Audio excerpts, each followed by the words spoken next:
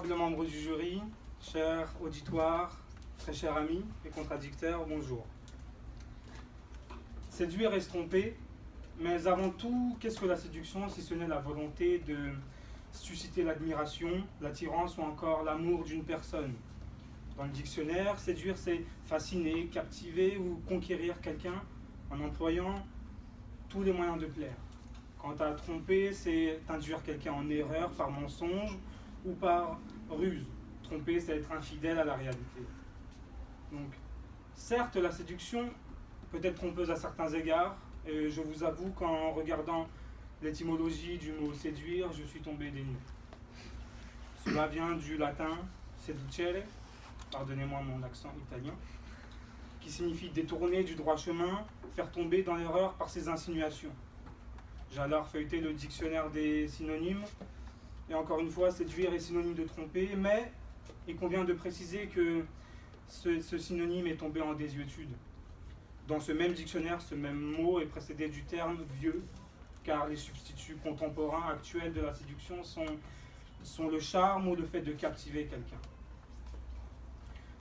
Parce qu'il faut vivre dans le présent, mesdames et messieurs, les temps changent, les mentalités aussi, donc ne restons pas enfermés dans une interprétation littérale du vocabulaire fleuri de l'élégante langue de Jean-Baptiste Vauquelin.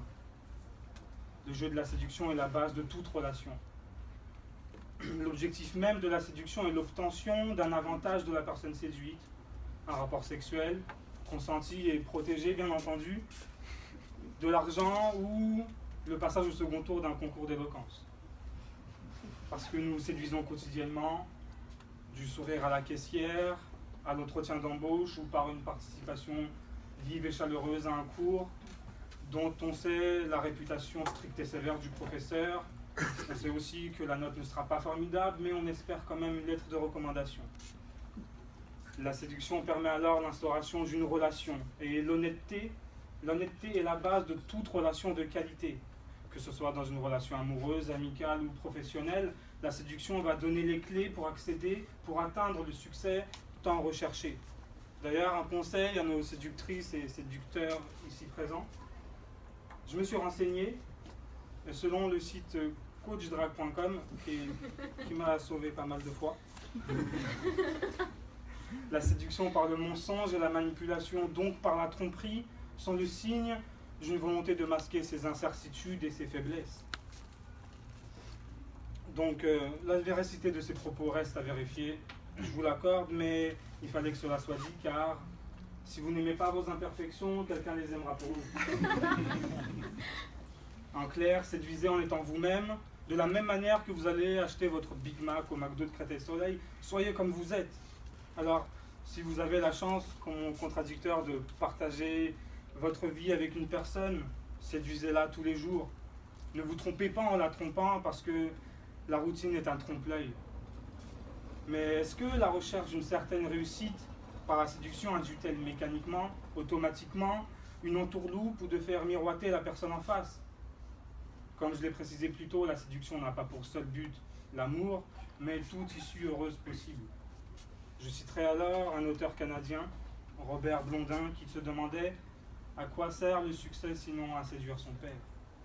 Pour ma part, et je pense que pour beaucoup d'entre nous, par exemple, le fait de poursuivre des études supérieures rend fiers nos parents. C'est la séduction par la réussite. Mais est-ce que cela signifie-t-il que nous trompons nos parents ou est-ce que nous leur mentons? C'est avec certitude que j'affirme que non. Parce que la séduction passe par le reflet d'une vie, d'une personnalité, d'un caractère, et cela, on ne peut pas les tromper.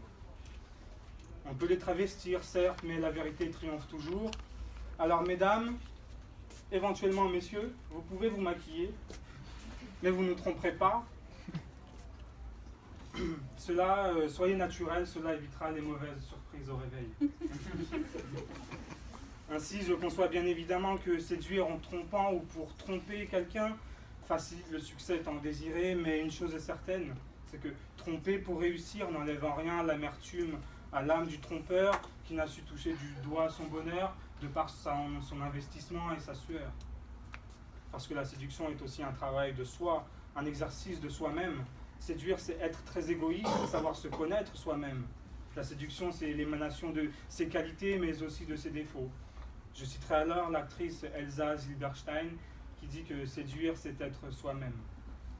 Alors je me permets de demander à vous, jury, à vous, cher oratoire, si ce concours d'éloquence n'est en fait pas un concours de séduction, de par la manière dont on brandit nos qualités oratoires par génie ou acquises par persévérance.